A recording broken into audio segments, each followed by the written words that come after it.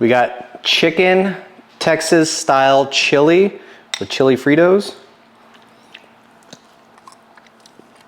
Let's go make this. Hey, what is up guys? Today we are gonna be making a chicken chili. A little bit different than our normal stuff. Normally we use beef, wild game meat, all that kind of stuff, but we figured we want to switch it up and then do my favorite way of making chili, which is over the top chili. So we're actually gonna be spatchcocking this chicken on this wire rack, putting all of our goods inside this Dutch oven, and then smoking it so you get all those amazing juices dripping down from the chicken, infusing with that smoke flavor in your pot of chili. It's gonna be phenomenal. We're gonna top it off with some chili cheese Fritos, which you can't go wrong with that. So these will be for later. Cream cheese and the corn will be for later too. What we're gonna do is set all this stuff to the side, okay, right here to where you can't see it, and we're gonna start chopping our onions so I can cry for you guys. Pro tip, if you're going to be putting your Dutch oven on your smoker, you take a little bit of avocado oil and a paper towel. Potentially unscrew this. There we go. And guys, make sure to follow this step because your old lady won't yell at you if you do. So just grab you a little bit on the paper towel, try not to get it on your cutting board, and then you're just gonna wipe down the outside of it. A nice thin layer, and what that does is it gives you a little protection. So as soon as you're done cooking, all you have to do is just literally just wipe it off. No stains, no nothing. Old lady can't yell at you. I'm gonna go ahead and throw just a little bit inside of here for some lubrication. Then grab a knife. We'll go ahead and get started. We're gonna do one red onion, a whole one, and one white onion. We will go ahead, chop the top off. We'll leave the root on. Never cut your root off unless if you're just dicing it all. Give her a good peel.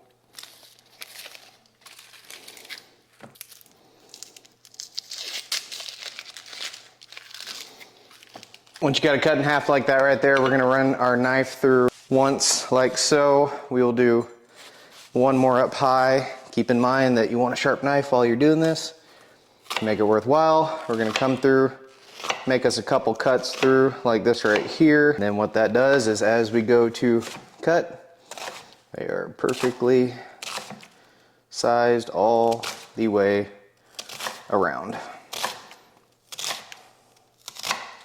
Just like that. So we'll go ahead and do this to the other half, and our white onion, we'll get it thrown in the Dutch oven. All right, we got our onions chopped. We'll go ahead and throw them inside of the Dutch oven. I was gonna lift the cutting board, but I have a feeling like they're just gonna flop everywhere if I do that, not go inside the Dutch oven. The cool thing with chili, you can do it however you want. So if you wanted to add bell peppers to this, you wanted to do less onion, really customize it yourself. Next thing we're gonna be going in with is green chilies.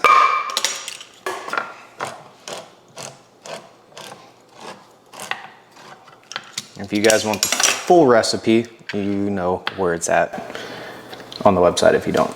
Next up, we're gonna be going about 2 tablespoons of minced garlic. Don't hate me because I'm using canned minced garlic. I know that's a little bit more, but I like garlic. Fight me. And I did spill it all over the cutting board, but we will be okay. So after that, we are gonna go in with 1 whole lime. Get a nice roll so it's extra juicy. I'm gonna slice it, and we have our lime squeezer. I like to go upside down like this right here, so that way all your juices go straight out, not squirt you in the eye. We're gonna take our Texas chili. Normally it's 8 teaspoons. I think I'm gonna go in with like 4 to 5 tablespoons, AKA eyeballing it. Because the cool thing with chili is once you're done, you can always just add more at the end. Most of your flavor is gonna develop while it cooks, but it's nothing but a chicken wing. Last thing before we start working on our chicken, I got 32 ounces of chicken broth that we are gonna go in with. And also, just like our over-the-top chili, you can replace some of this with a beer. Ain't no shame in the game. I just don't have any beer here currently. So, that is that for this. We're gonna set it to the side and we are gonna start working on our chicken. So we're gonna go ahead and spatchcock this chicken. And I typically like to start right up here by where the neck would be, work our way down. You can do the opposite, working at the hips. And then there is like a fine spot you gotta hit right along the hips to get it right through like that right there. That's one side, we'll run down the other side. I probably will not hit it. There we go. Once you have that done, I like to normally just go through, clean up, make sure any bone fragments, anything like that, we get out of there, and then do a nice little press. We'll flip her over, make sure that it is sized appropriately. We don't have any crazy stuff hanging on, and it'll sit nice and flat where we need it to on the cooling rack. So we're good to go on that. I don't have any crazy dangly bits. We're gonna hit this with Willie Pete. You could do Claymore, you could do Crispies if you want it hot, but not everyone likes it hot, so we're gonna go with this right here. You make sure to get everywhere on here so we get a good seasoned skin. And then as we shred it, it's just gonna dissolve, I guess is the word I'm trying to say, into heavenness, if that's a word. All right, so we got a bird spatchcocked, we got it seasoned up with some Willie Pete. We're gonna slide this out of the way, grab our Dutch oven, which I'm gonna give it a nice little mixture. Smells amazing. Take our cooling rack. We're gonna get our bird and try to place it nicely right over this cooling rack. I wanted just a little bit of a smaller bird, but this unfortunately was the smallest that they had whenever we got it. So we'll make it work. That I think is about as close as we're gonna get. We are gonna get some shrinkage from being out there on the heat. Even though you'd think the heat does the opposite, it doesn't on meat.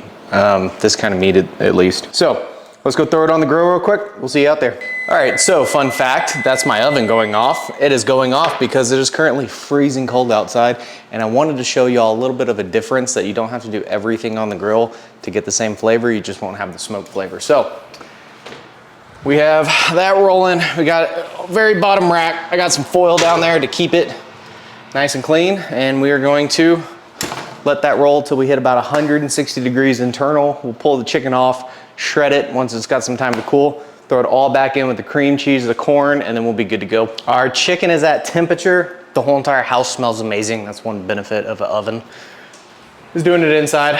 Look at that. Looks phenomenal. I'm gonna pull this guy out, let it cool off just a little bit so I don't die shredding it. And then once we've let it cooled off for about 15-20 minutes, like I said, we'll shred it, we'll add it back into that, we'll add our cream cheese, corn, throw it back in for about another hour or so, really let it cook down, and then we're gonna have some killer chili. All right, so the chicken has been chilling, currently doing some yoga right now. Now that it's cooled off some, I'm gonna go ahead and start taking it off piece by piece and shredding it. There's no really right or wrong way. The more juices that you can get, the better. And that skin is so freaking crispy and delicious. So we're gonna continue to just shred this, and then once we are done, we will see you as we put it inside the chili. All right, so we just got our chicken all shredded, cooled off. Before I take these gloves off, I'm gonna go ahead and start adding the chicken to it. I'm just gonna kind of eyeball it and then hopefully probably get to about right here. So I don't know if we'll use the whole entire chicken, maybe half, 3/4. And then once we're done with that, we're gonna be adding in our cream cheese and corn. Then we'll be going back inside the oven from that. Oh yeah. I think we will go ahead and end up just using this whole entire bird. So pro tip, if you're dealing with some hot stuff, get these cutting gloves. They're not the best liners, so it's not gonna protect you at like super high heat, but if it's just warm, you don't have to worry about burning yourself. It's nice. So, we got that going. This smells amazing. Still waiting for someone to invent smell-o-vision. Let's go in while we're still piping hot. I've had this cream cheese out for most of the morning to get to room temperature. Still a little cold. My argument still stands. How are we in 2025 and this is still the only way we can have cream cheese and open it? I don't know why, and it doesn't make any sense.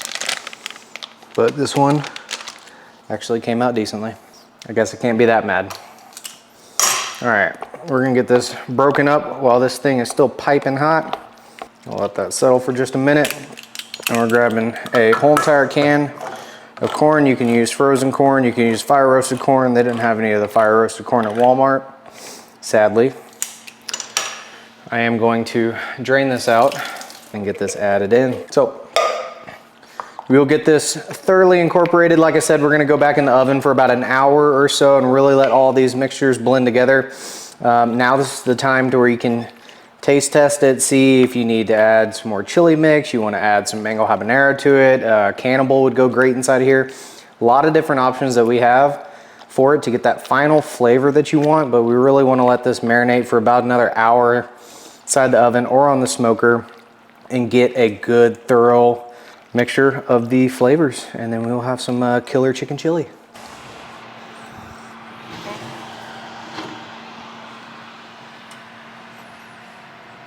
It has finally become time. The whole entire house smells amazing. I'm tired of waiting for this. I'm giving it one final nice little mix to make sure everything is mixed up, incorporated. But enough talking. I'm ready to chow down on this chicken chili. Look at that. Look, smells amazing. That cream cheese worked perfect inside of there. Bringing some color and also, doing what it's called, cream, making it nice and creamy. So we got a nice heaping bowl. Go ahead and dress it real quick. You can never have enough cheese and chili. I don't care what anyone says. You can also put like jalapenos on top, however you would like. And then what I'm going to do, my favorite, because honestly chicken chili kind of reminds me of tortilla soup. So we're gonna go on top with a little bit of chili cheese Fritos.